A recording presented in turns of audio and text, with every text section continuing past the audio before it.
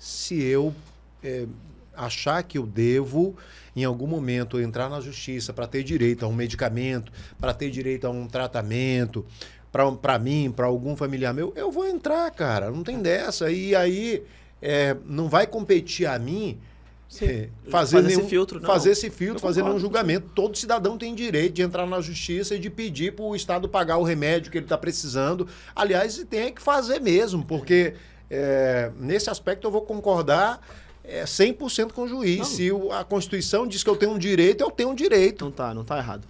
Não tá errado. E é um cálculo individual que tu, enquanto indivíduo, tem que fazer. Agora, quem tem que fazer o julgamento disso de outra forma não sou eu. Exato. Agora, o Estado ele não tem que pensar de forma individual, ele tem que pensar de forma coletiva, atendendo esses casos e atendendo os outros, porque ele também não pode deixar esses casos de lado. Essa dicotomia indivíduo-coletivo na saúde é uma falsa dicotomia, na verdade. Ela é falaciosa. E uma coisa que eu tive a oportunidade de conversar com alguns membros do Ministério Público mês passado, que eles me convidaram para ir lá falar da minha tese, foi que nessa pesquisa que eu fiz, de 2009 até 2018, só tinha 1 ou 2 casos coletivos em que o Ministério Público e a Defensoria entraram. Todos os outros casos eram individuais. Então, assim, o Ministério Público ou a Defensoria Pública, por exemplo, poderiam entrar com uma ação pedindo para aquele medicamento que está faltando ele ser fornecido de uma maneira regular dentro da lista. E aí, tu, enquanto indivíduo, quando chegasse lá, não ia precisar dar de cara na porta e ter que procurar individualmente uma solução.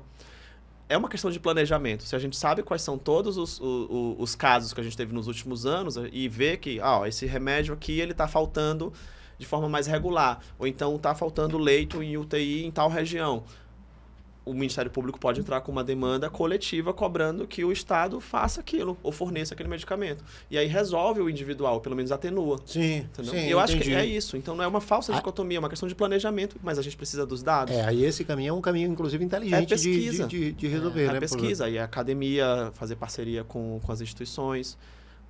Ir pelo coletivo para resolver o individual é um caminho inteligente. Porque se uma pessoa tem um problema, talvez outras pessoas tenham e nem saibam que elas podem recorrer na justiça. Mas vem cá, vamos lá. Agora veio uma outra provocação aqui. O SUS, ele prega uma única porta de entrada. Aliás, uma das poucas coisas que funciona dessa forma é o transplante de órgãos. Apesar de todas as críticas e tudo, mas... e tem lá as suas particularidades, as suas individualizações, que elas decorrem de logística, de um estado para o outro e tal, do tempo que um órgão pode ser guardado até ser utilizado, enfim, não vou nem entrar nessas discussões, mas que é uma única porta de entrada, ponto. O resto é falácia, é bobagem, é terraplanismo. Mas o SUS, apregoando que deve existir apenas uma porta de entrada, a gente não está transformando, ao judicializar a saúde, o SUS em 2 portas de entrada, uma para quem pode pagar um advogado, para quem pode ir para o litígio, e aí ele pode ter acesso a qualquer medicamento, a qualquer tratamento, independente do custo, e essa é uma porta de entrada para o rico, que pode ir para a demanda judicial, enquanto quem não pode vai ter que esperar. Poxa, agora eu levantei uma discussão. Deixa eu matar logo ela aqui.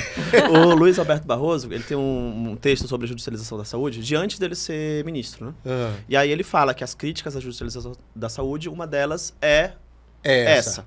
De que... Então eu tô na mesma vibe do cara. Tá na mesma vibe do cara. Não sei se isso é bom ou ruim. Não sei se isso é bom ou ruim. Eu acho que ele é muito ruim com dados, sabe? Ele não trabalha bem com dados, assim, quando ele afirma as coisas. Tipo, ele já afirmou que o Brasil tem o maior número de ações na Justiça do Trabalho do mundo todo, somado, não sei o quê, sendo que não tem nada a ver. Proporcionalmente é igual a todos os outros países, ou quase todos. Pois o senhor acreditava nisso. Pois é, olha aí. Dito por ele. Mas é a coisa da fake news. A gente acredita em alguém que a gente acha que é confiável, porque ele entende daquilo. É o discurso de autoridade. Quem disse isso foi o ministro Barroso. Tal. Quando ele disser qualquer coisa com dados, checa ele. Vou fazer um cheque dele. E aí ele falou que isso seria um problema, porque ia quebrar com a igualdade, né, de acesso. É um problema com relação ao acesso à justiça, porque o pobre não ia conseguir os remédios e o rico ia conseguir os remédios, porque ele consegue pagar um advogado. A gente precisa olhar os dados para poder saber se isso corresponde ou não. No caso do Maranhão, mais de 70% dos processos são, pelo menos dos que eu analisei, são ajuizados pela Defensoria Pública ou pelo Ministério Público, que tem um filtro, um critério de renda para poder demandar. A Defensoria Pública ela só demanda para pessoas que não conseguem pagar, elas têm que comprovar isso. Então, no caso do Judiciário Maranhense, pelo menos, do que eu pesquisei, não são os ricos que entram com judicialização da saúde. Na maioria, são pessoas que não têm condição de pagar. Então, a minha reflexão ela é boa, mas o dado, ele... O maranhense. Eu não sei o resto do país. Sim, o dado... Mas não é difícil que isso se repita, não. Até porque me veio uma outra coisa aqui. Se o cara pode pagar, se o cara é rico mesmo e pode pagar, ele não vai querer ir para a briga. É uma coisa muito sensível à saúde. Ele vai usar o dinheiro que ele tem, em vez de entrar na justiça, ele vai usar o dinheiro que ele tem para pagar o tratamento. Ou às vezes aciona o plano de saúde, porque também tem essa demanda da saúde privada, né? Que o que eu analisei foi a saúde pública. Mas vem cá, mas isso entra no mesmo contexto de judicialização da saúde, quando se trata dos planos de saúde? Entra no mesmo contexto de judicialização, só que a análise dos dados e tudo, ela tem que ser separada, porque tu vai entrar na vara de fazenda pública contra o Estado e outra contra o plano. As demandas, elas são diferentes, né? Tem uma questão de consumidor de um lado, tem uma questão de direito constitucional do outro. Então, assim, eu pelo menos não analisei a saúde suplementar. Eu analisei só os casos do SUS, que eu acho que são os casos mais interessantes para a gente poder fazer esse quadro.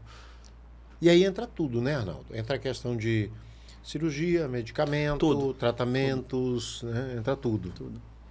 Existem casos mesmo que até pessoas ricas elas podem solicitar, né? O bom de ter um país que tem uma saúde pública como a nossa.